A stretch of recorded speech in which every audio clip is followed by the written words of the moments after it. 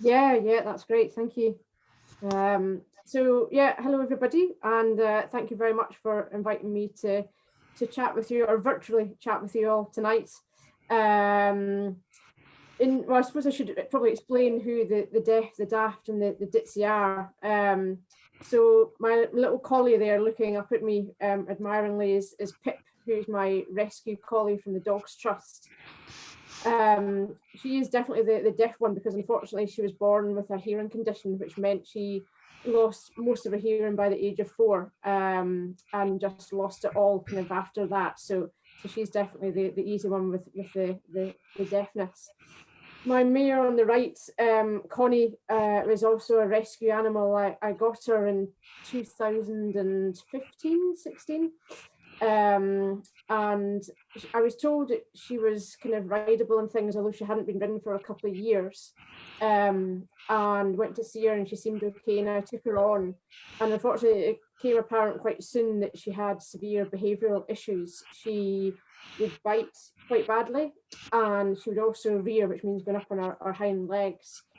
She would do it ridden, she would do it in hand, she would do it standing.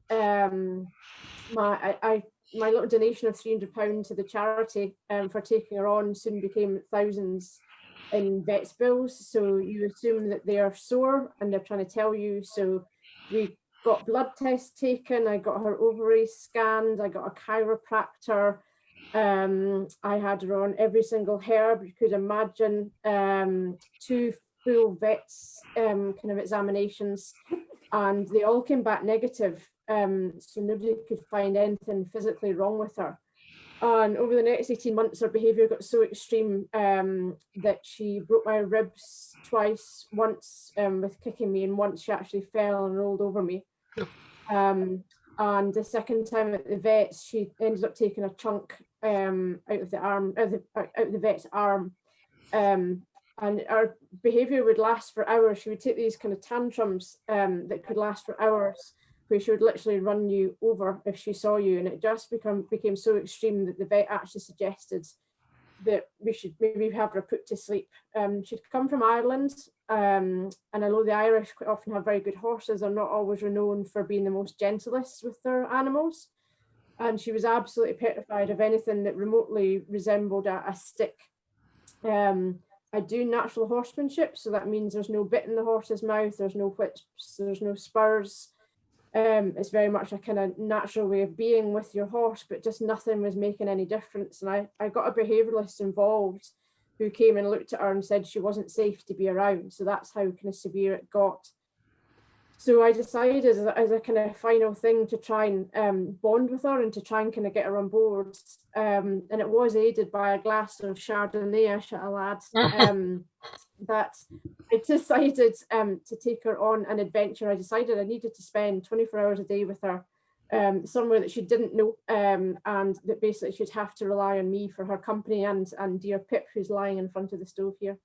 And Pip and I had done lots of adventures together, and I love the islands. And so I decided to take her to the Outer Hebrides and basically just journey, start in the south and head north and see where it got us. So that's how vague the plan was. There was no accommodation booked.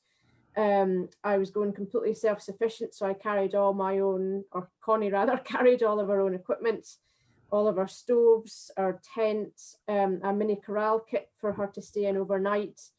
And so it was in 2017 in September, I find myself packing her up in the horse box and driving to Mallaig. So Pauline, if you want to show the next slide, please.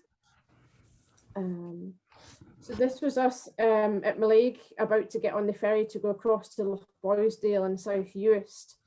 My friend who's just in the corner there, Ruth, was coming for the first 3 days to get us settled and also to move the horse box up as well.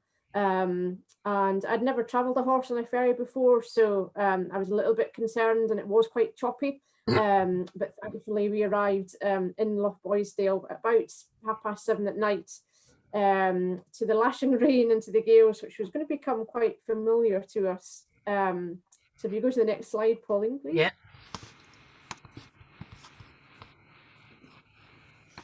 So we drove around for a while, and it was getting a little bit dark, trying to find somewhere to camp up with Connie, and for us to kind of camp as well. And eventually in the lashing rain, I just knocked on a crofter's door, and bless him, he answered. And I said, is it okay for me to corral a horse just in this little bit of kind of field here? It was empty, and to stay the night, and explained what I was doing. And bless him, he was very friendly and said yes. And then later on came out with 2 steaming mugs of tea for Ruth and I. Unfortunately, Connie had other ideas on the first night. And although I corralled her, you can see her little corral with electric tape there. I corralled her in quite a sheltered area because it was quite foul weather. She didn't like it. She wanted to be closer to us. And she jumped out of the corral the first time, and I returned her. And then the second time she arrived at the horse box, but unfortunately she'd got the corral tape round her back leg and had cut her leg. So the first night was rather fraught. I bandaged her leg up and ended up tying her to the back of the horse box for the evening because I didn't trust her. I couldn't leave her in the field because there were too many things left. There was barbed wire and nails and all the rest of it. So I spent the evening in the horse box listening to her munching hay in between the gales for that night. So it wasn't the most restful of nights. And then the next slide, Pauline, please. Yes. Down to Battersea, which is the most southern of the Outer Hebridean Islands. And our plan was there to spend the day just relaxing, taking Connie down to the sea. Her leg had swollen up overnight because she'd been standing still, basically. So the thing with the Outer Hebrides is some of the islands have a causeway, like a huge bridge, a solid bridge across them, and others just have short ferry hops. So from Eriskay down is a ferry hop, and then the other ones are just causeways. So we drove down and got camped up in Battersea. I'd spoken to the local community centre there about camping, and I won't go into too much detail about it here. But unfortunately, a crofter had other ideas about us being there, and came back time and time again, getting more angry each time, and eventually asked us to leave. So we ended up, I walked Connie and took Pip and walked off the island and back onto Barra, where on the way down we'd spoken to somebody at the Barra Beach Hotel. We had a lovely little field beside the hotel, and we arrived there a day early and said, would you mind if we spent the night here? So it wasn't a great couple of days start to the journey, one with a cut leg and then 2 with a very, very angry man who literally kind of chased us off the island. There'd been an outbreak of TB on Skye, and although we hadn't come from Skye and horses can't actually transfer TB because they're not a cloven hoofed animal, he had other ideas about us being there. So I was really concerned that our first kind of couple of, or the kind of rest of the trip was going to be a little bit fraught. So we spent the night at the Barra Beach Hotel and then set off the next day. And the slide there was, if anyone's been to Barra, that's your airport. So the airport is the beach, which is quite cool. So the next day I headed over to the airport, and we set off the following morning over to Eriskay and back onto South Uist, where we'd just been 2 days before. So the Hebridean Way there is a very new kind of long distance route on the Hebrides, and I had hoped to follow quite a bit of it, but unfortunately I found out quite early on there was lots of stiles and locked gates. So really it was only suitable for walkers, because you can't really climb over a stile or a gate with a horse, unfortunately. So this was us setting off the next day, and I sailed across to the Barra Beach Airport and then walked through Eriskay, and then back on to South Uist. And then I think the next slide, Pauline. So that's the airport. And that's your landing strip on Barra Beach, which is amazing. So the flags come out and everybody has to get off the beach, and then a little plane arrives, and then half an hour later, the flags come down and everyone reappears again. So, next slide, please, Pauline. So I'd been a little bit concerned after our trip to Battersea and not being allowed to camp, that I'd phoned Kilburn campsite, which is just on the bottom of South Uist, and asked the very lovely chap that owns it if I could spend the night there with a horse box, and he'd said yes. And I said, would you mind if there was a horse that stayed as well in a little corral with us, expecting him to say no, but he said, yeah, okay. So this is Connie having a nice roll in the garden of the campsite, and we attracted loads of attention. Lots of kids came over and fed her apples and carrots. And would you believe it, about 2 cars along, there was somebody from Blairgowrie, which is only about 10 miles from where I live, and they actually were friends of a friend of mine and knew that we were going to be there, but obviously hadn't expected to see us. So we had a very enjoyable night at the campsite, and Connie was spoiled, and Pip was as well, because being a mad collie, she loves sticks. So the kids threw sticks for her all night. So the next slide, please. Yes. So the next day, we were heading north. My friend Ruth was going back to the mainland this day. So we actually met maybe about 5 k's after the start at the golf club, where again I asked if it was okay to tie the horse up to the rails outside, and we had a very leisurely lunch. And I wasn't quite thinking that it would be such a long day when we had our nice leisurely lunch. So I said goodbye to Ruth, and I was heading to Homeward, which is a lovely Gatlift trust hostel. That's, I think there's 3 on the islands. But little did I know what the day would curtail. So this is the start of what they call the Makker Trail. It's about 36 kilometres, and you can see from the picture there, there's lovely flowers. So the Makker refers to the wild flowers that grow there, and it's to do with the sandy soil. And they only grow in the Outer Hebrides. It's very much to do with the lack of pesticides and the very natural environment and way of farming that the Hebrides have. And we kind of meandered from the trail down onto the beaches. The sea was out, the tide was out, and it was just gorgeous. I'd been really looking forward to riding the Makker Trail. But I got within a few kilometres of the hostel. I think the next slide, please, Paul. Yep. And I took a little bit of a wrong turning, but looked at the map and found out that I could get back en route. And then I'd still been following the Hebridean way, the walking route I just mentioned. And unfortunately, within about a couple of kilometres of the hostel, came to a fence. There was no gate in it. Connie hates bogs of any sort. As soon as she feels herself sinking, she usually panics. And I could kind of see the shortcut to the road from where I wanted to go to, but I could see it was a little bit boggy. So I set off across, just leading her. And we got to within meters of the road, and I thought, great, that's us almost at a youth hostel. But I hadn't realised, because it'd been so flat, that there was a big drainage ditch between us and the road. And so literally just threw the ropes off over Connie, and Pip and I kind of scrambled down and hopped over it and left Connie to her own devices. And bless me, she did just jump across it and onto the road.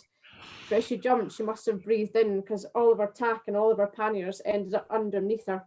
And she was just standing there on the road looking at me. So it takes quite a while to get all the panniers and everything onto the horse and the saddle and attached. You always have to make sure you're completely balanced. So it probably took an hour by the time I got it all off to put back on again. So we arrived at Homeward. I think I'd left at like 8:30 in the morning. This was about 9 o'clock at night. We finally arrived, and as you can see, it's a beautiful thatched hostel. I wasn't allowed to stay inside because they don't allow dogs, but they did allow us to camp outside and use the facilities, which was really nice. So if you do end up in the Hebrides, look out for the Gatlift hostels, because they're really nice. We had a lovely evening drinking tea and speaking to people in the hostel there. So, So next slide, please. Yes. So in true Hebridean style, so I was there for 19 days in total, and in 17 days it rained at some point. So I'm not sure who smelt worse by the end of it, because we were camping every night. I think I had 2 showers throughout the whole duration, and that was in the youth hostels. And this was the only pictures I got the whole day. It was absolutely lashing it down, and it comes in horizontally in the Hebrides, as it does in many places in Scotland. So the picture on my left anyway is Connie actually trying to get into the tent. Now the tent is very, very small. I can just sit up in it, but she was absolutely determined that it was drier inside the tent and she should join us.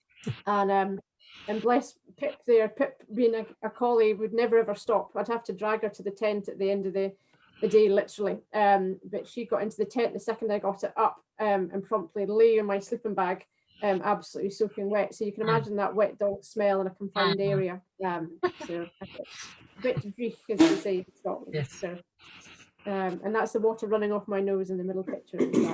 So, okay, next one, I think. So we were going from South Uist to Benbecula.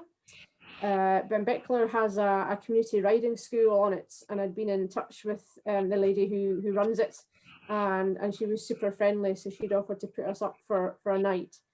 So we'd returned on to the Makker Trail, which again just didn't fail with its beauty, and continued heading north basically.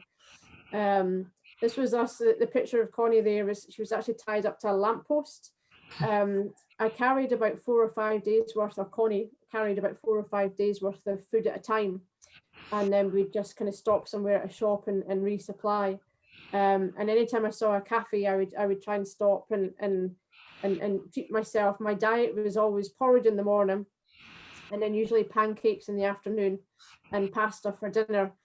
So anytime I saw a cafe, I would stop and treat myself. So my dream of traveling for 20 days and losing weight didn't happen at all, because it was such a full-on carbohydrate diet. Pip was on double ration, so she didn't lose any. I think Connie, bless her, carrying my kit and carrying me, was about the only one that actually managed to lose any weight. So by this stage, Connie, what's this, day 5, day 6, her behavior was starting to change. So before, she wouldn't really engage with you. If you wanted to tack her up, she would kind of move about and make it awkward. But by this stage, she was just slowly starting that I could put the lead rope across her neck and she would follow us. I rode about half the time and led her about half the time, because I was always quite conscious that she was carrying all of her own kit. And although I did travel super light, there obviously is still weight to it. There was one day we came to a little bridge, and she just wouldn't go over it, and she started to rear and rear and rear. So I jumped off and I just walked across it with Pip and just kept walking. And I got about halfway across the field before she chose to cross the bridge and come and join us. So I thought, well, that's good. She didn't turn around and run the other way. And anyway, so that was sounding promising. I was starting to see kind of positive changes in their behaviour by this stage. So the next slide, please, Pauline. Yeah, sure. So the next day was just absolutely foul. If anyone's been to the Hebrides, when the storms come in, the wind is just phenomenal and the rain is torrential. And it actually makes travelling on the roads quite dangerous. You can't hear traffic and they can't see you, although I had lots of high vis and things on. So I was at Benbecula riding school at this point. So I just made the most of going back to the cafe and eating as much cake as I could and drinking as much tea as I could. And they put a nice pony in the field with Connie, so she had a companion. So it was quite nice to spend the day just chilling. The lady that runs the riding club very kindly drove me all the way back to Loughboysdale, where Ruth, my friend, had left my horse box. And then I drove it back up again, and it was full of supplies. So I managed to get some dry clothes and some clean clothes. So that's kind of how I did the trip. I'd travel for 4 or 5 days at a time, leave the horse box usually at a ferry crossing, And then I always thought I'd maybe have to get a taxi or hitch a lift, but I always met people that were just so pleased and so nice that they would drive me down to the horse box and I'd move it back up again. So that's kind of how we went. So yeah, just a nice day relaxing and chilling out. So next slide, please, Polly. So I'd read about Valais, which is a small island part of the Outer Hebrides, but I wasn't sure if I was going to visit it or not. But when I was staying at the riding school, Susan that runs it said, "Oh, you have to go and visit it. It's just an amazing place." So you go when the tide is out, you cross the beach and get to the island, and then the tide comes back in and you're completely and utterly tide bound by the sea. It's uninhabited. It has this beautiful old ruined mansion, which is so sad, but it's stunningly beautiful, and it has an old farmsteading and things. So if you pop the next slide up, please, as well, Polly. We went across in the morning, the tide came in, and we just spent the day exploring. I thought, well, Connie can't go anywhere because she's on a kind of desert island, so to speak. So I just jumped on her bareback and we went exploring. Sometimes I'd get off and Pip and I would go and do something. She'd eat she'd eat the grass, but she'd always come and join us again if we got a bit too far out of the way. And I say Pip, being the neurotic collie that she is, never ever stops. But at lunchtime I came back to the campsite, and this is Pip lying down in the middle of the day, which is unheard of, and Connie having a snooze. And I think the island just, I don't know, it felt such a really special place. And to be there by yourself and to be tide bound, it was lovely. And I had the best night's sleep that night in the tent as well. So it was a lovely time just exploring the coves. And we went out again in the afternoon and had a kind of a look around and things. So it was, yeah, really special. So the next slide, came back across in the morning. It's quite daunting because the sea looks like it's still in, but it's not, and you just get that kind of shimmer on the beach. That came back across to North Uist, and my mum, who's listening, and maybe Liz as well, a friend of hers, had actually come from Perthshire over for a couple of days to the Outer Hebrides. This was kind of halfway through the trip for me. So they were kind of waiting when I came back across, and it was really nice to see them. They then went exploring, and I headed over to Berneray, which is another of the kind of small islands just below Lewis and Harris, the kind of northern part of the southern Hebrides. So the roads were starting to get a little bit busier now, so I always try to stay on tracks and off the road as much as possible. Connie is really good on the road, and Pip, although she's completely deaf, she always knows to stay at the side and behind Connie.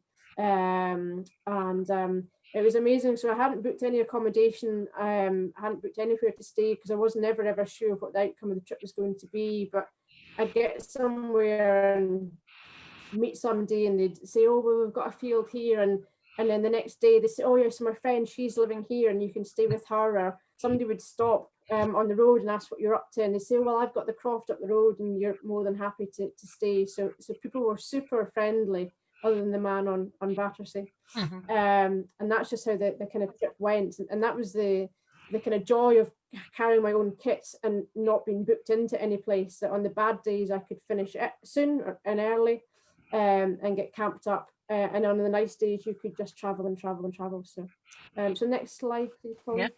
So the next day was always planned as a day off anyway, and that's my mum on my right and Liz, her friend, on the left. We ended up going back down to Eriskay, and it didn't rain this day. And I think the 2 or 3 days that they were there, it hardly rained. So I don't think they believe me when I say that it rained 17 days and 19, but believe me, it really did. So we just had a nice day chilling out, and Connie was up in Berneray beside 3 other horses and quite happy having a day's rest as well. So that was really nice. So next slide, please. So we're now heading over to Lewis and Harris. So it's another ferry jump.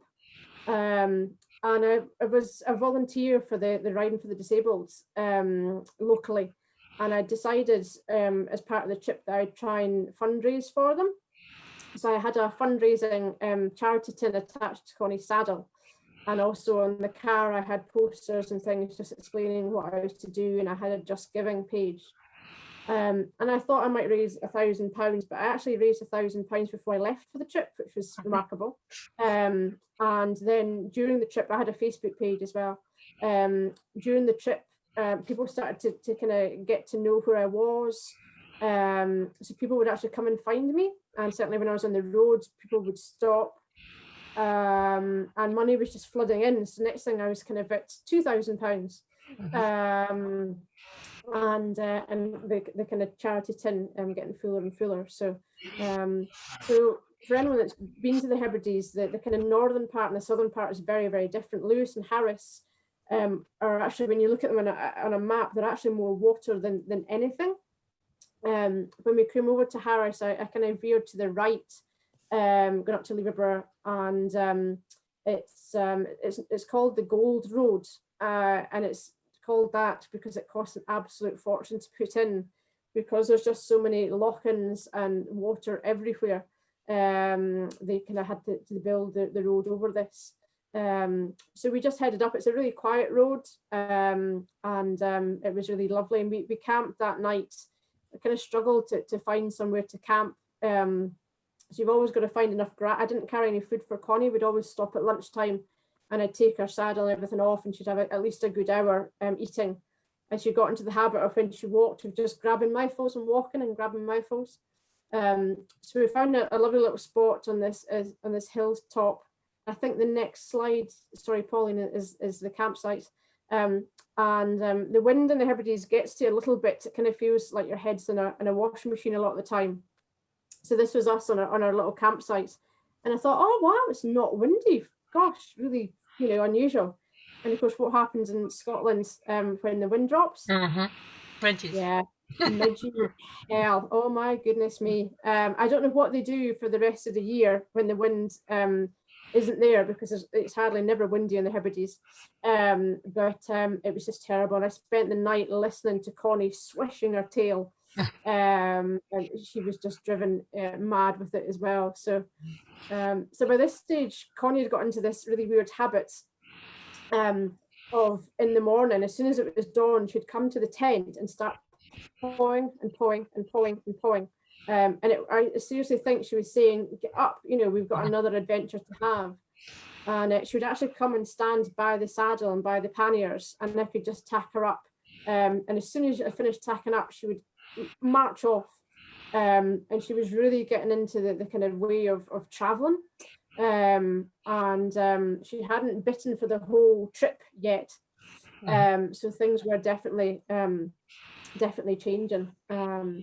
So we were heading up to Tarbet, which is one of the kind of capitals, I suppose, of the Hebrides. It's not very big. It's just kind of one street, and that's where we were going the next day. So sorry, Polly, next slide again, thanks. So it actually took us 2 hours to come through Tarbet, because the local school knew we were coming, and bless, the primary kids were lined up waiting to see us. And people were lining the streets, and we actually raised £225 in 2 hours trying to walk through 1 kilometre of the high street in Tarbet. I felt like a minor celebrity.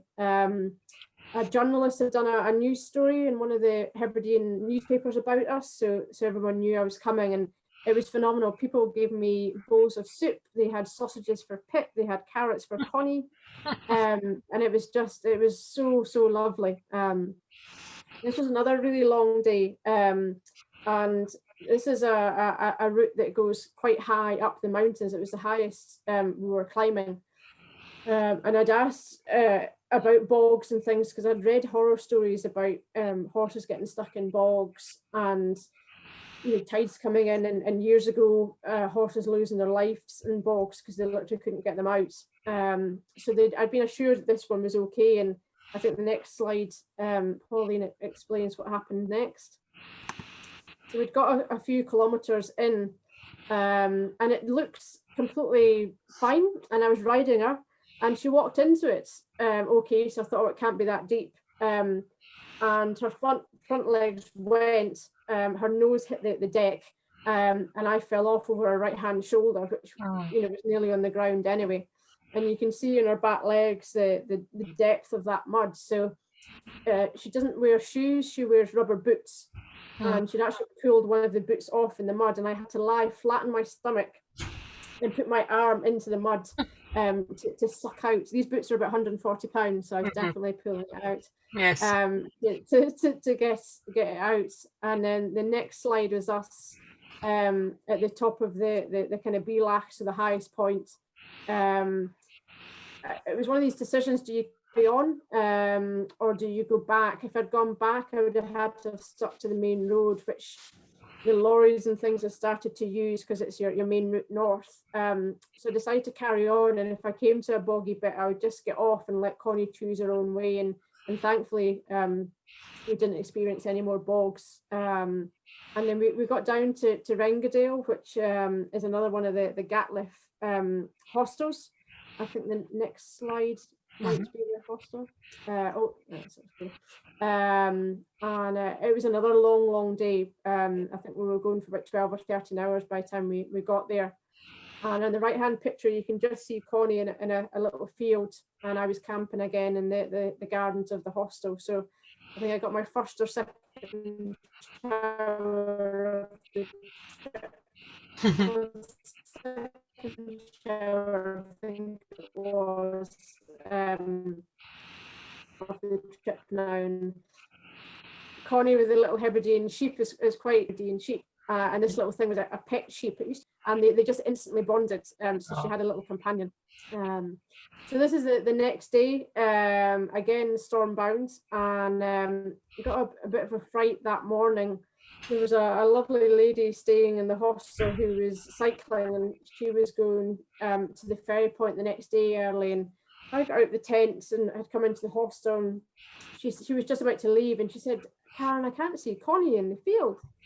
And I said, "Oh, she'll be there somewhere." It was quite tussocky and things. And I was desperate for the toilet, so I went and had a pee. And we came out together and walked down to the fields and couldn't see her. I thought, oh, she'd just be lying down.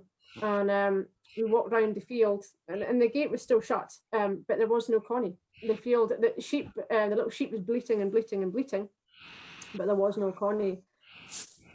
She had to go on the bike to cycle so she didn't miss her ferry, so she left. And I was just that horrible kind of sinking feeling you get.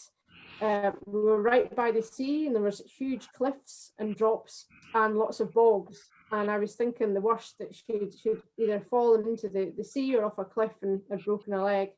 So it's just a very small community. There's probably only about 7 or 8 houses. Started going around the gardens because I thought maybe she's gone for the fresh grass. Couldn't see her at all. And after about 15, 20 minutes, I heard some shouting, and here the lady on the bike who cycled out had found her along the road. So I grabbed Pip and we headed along the road, and Connie was standing there just with her head down, kind of grazing, quite happy to see us, and walked back down the road with her and popped her back in to her very happy little sheep friend. So I'll never ever know what happened. There was children staying in a holiday house, a holiday let, who had been down speaking to her. And when I'd gone to bed, I'd actually heard them kind of saying, "Oh no, don't do that, don't do that."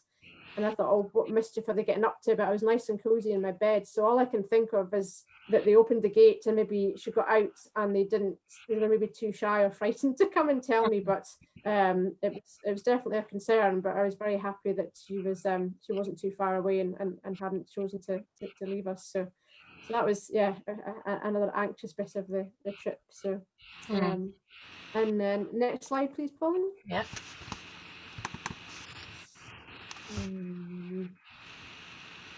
So I decided that to carry on up to the Butterloose, which is where I was going to on the main roads, was just too dangerous. So I decided to visit the most easterly island and then the most westerly island, and then actually box Connie up a little bit to avoid the worst of the roads.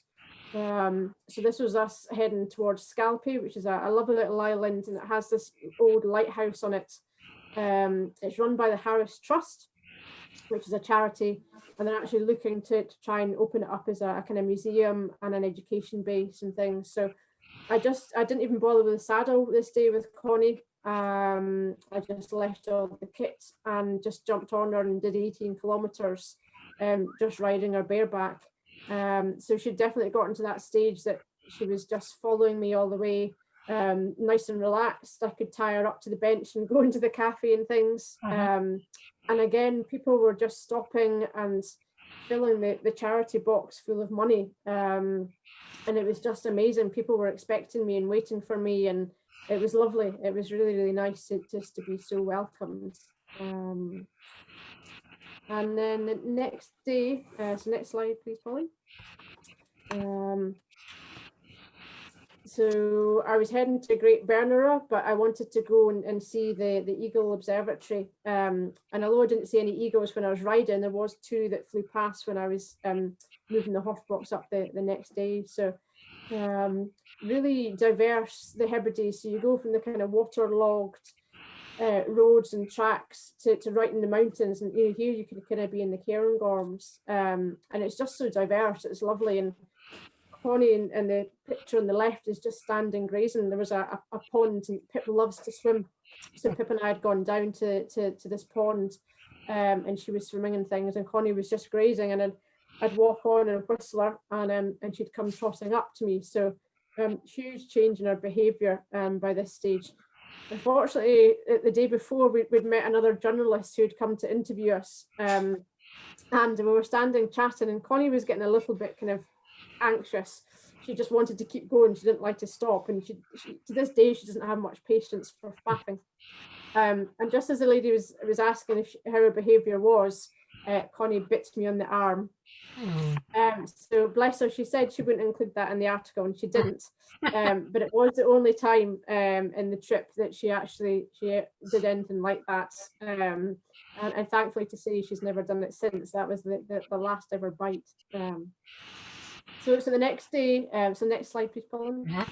We've been to Scalpay. We're now going to the very west of the islands, to Great Bernera, which is another small island. It's a lovely, lovely beach. So the picture on the right is my attempt at a selfie. So you're traveling by yourself, you very rarely get any pictures of the 3 of you. So I figured out on my camera that I had like a delay of like 10 seconds. So I'd set my camera up on a rock, tell them to stay, set it up, press it. And this was the best picture out of about 15. So you get me kind of running back with just my bum. You'd get one just Pip sitting scratching her ear or something. You'd get the other one, Connie, just wandering off into the distance. So that's my first and only ever selfie attempt. So we camped there for the night. There was a lovely, lovely spot with lovely lush grass. And a young man came who was traveling himself, and we sat and had a cup of tea together and things. And bless him, he gave me £40 before he left to put in the charity tin. So it was really nice. So the next slide, please. Yes. So all too quick, day 17, the last day of the trip. We were on Lewis and heading to the very northerly point, the butt of Lewis. And throughout the trip, you kind of wonder how you're going to feel on the last day. So, we'd been very, very wet. We'd been very soggy. Connie's behaviour at the beginning was her normal kind of challenging behaviour of rearing and things. But things had changed remarkably throughout the last 17 days. She'd always had a great bond with Pip, so that was always fine, but things with me were definitely changing for the better. And it was funny, the last day going to the butt of Lewis, I thought it'd be really quiet at the butt, and there's a lighthouse. Unfortunately, it's not. It's a bit of a tourist attraction, and coachload after coachload after coachload passed us on this very, very narrow single track road up to it. And amazingly, I thought, oh God, I'm going to get there, and it's going to be a bit of a kind of, it's not going to be there knowing what I've done and what we've achieved and things. And amazingly, a friend of a friend who I'd never met had heard about it through her friend, and she came to meet us with chocolates and carrots and things at the end. So it was really nice to have somebody to kind of celebrate with. So I think the next slide, Pauline, please, is us at the lighthouse. So it was nice to be there, but it was so busy. It didn't feel, I'd spent the last 19 days just with my two companions, and suddenly there was probably about 100 people, and some were very rude and coming up and taking pictures and things, and Pip just threw sticks at everyone's feet and disappeared for about half an hour. So it was a little bit strange. I'd spent the night before with a lovely lady who had just met on the trip. She had a lovely big Clydesdale that Connie stayed with, and she'd offered me to sleep in a bed in her house, but it just hadn't felt right. So we actually camped until the very, very last night. So I returned there that night, and we had a nice night with some wine and things and celebrating. So there was tears on the last kind of couple of kilometers and heading back to hers after we'd finished. Definite tears of joy and going back home and having a bath and having food that wasn't porridge and pasta. But more importantly, it was more tears that the trip was over. I think to journey with your animals is one of the most loveliest things you can do. It's to be able to stop when you want and to be self-sufficient, and to see the changes, the behavioural changes in a horse being so remarkable so quickly. And I did generally have no idea how the trip would be. And before I'd left, the vet had actually given me 2 syringes of sedative for Connie, because her behaviour was so extreme. So that was for my safety and for her safety, really. But I'm glad to say that she came back a changed horse, and our relationship has just gone from strength to strength. So it really was this trip that kind of saved her. I'm glad to say. So it is a kind of thing that will stay with me for life. And I think the last slide, Pauline, is just a map. Everyone always says, oh, you should have had a map showing where we went. So it's just a kind of vague map of our route. So we started at the very, very bottom, that's Battersea, and finished up at the Butte of Lewis. So we travelled for about 230 kilometres over 17 days. When I came back, I did a presentation of my slides, and I gave £5,000 to the Riding for the Disabled from the trip. And then I raised a further £1,000, which went to the Dogs Trust, which is where Pip came from. And then since then, I've raised about another £2,000, which I just give to different animal charities. So if it's okay to plug my little book. Of course it is, yes. Of course it is. I kept a diary when I was away, and it was honestly just to kind of keep me sane. So I could sit in my tent in the rain and just write down what has happened and how I felt, and Connie, how her behaviour had been. So when I got home after a few months, I thought, oh, I'll write it into this little book. So I sell the book, and again, the proceeds go to charity. How much is the book, Karen? £5, or I think it's £6. Yeah, they're £5, and I think postage is £1.50 directly, just to save the kind of middleman costs. So you can get them from my Facebook page, or I think you're going to share my email and things as well. So yes, I'll do that. I'll do that. So you can shall I do it just now in the chat, guys? I'll just share it in the chat, and then I can put it on the Facebook page as well, the SWI Facebook page too. So you keep chatting, and I'll get your just the email you sent me stuff on. Yeah, Fiona? Yeah, that would be great. Karen, sorry, I was looking at Fiona.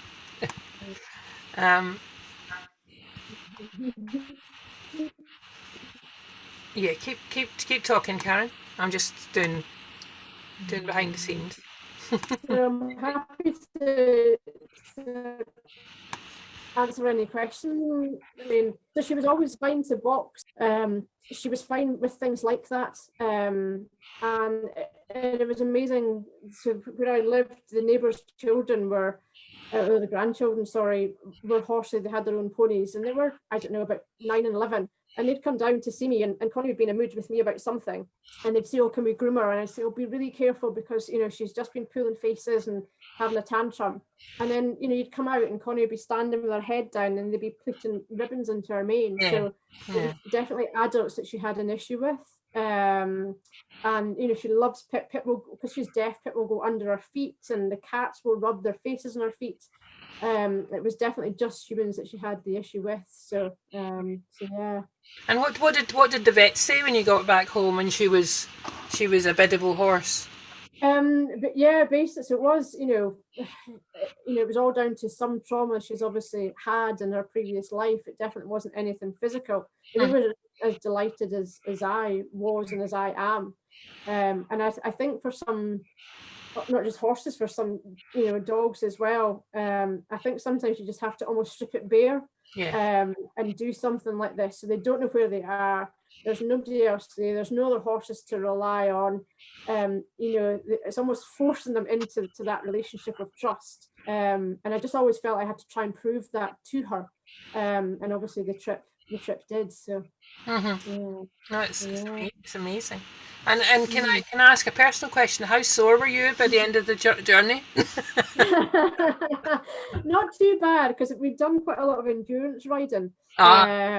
So I had spent a lot of time in the saddle, and I made sure I had really comfy boots and things like that. But because I was traveling so light, there was only 3 pairs of pants and 2 pairs of trousers, so you did put on some wet, horrible trousers some days. So I really stunk by the end. So yeah. I'm asking everyone to unmute so that we can say well done to Karen, and also so if you've got any questions you can fire away. So well done, Karen. Thank you very much. That was a really interesting talk. It was really educational. Thank you. Thank you, everyone. Good. Great. Well done. Yes, well done.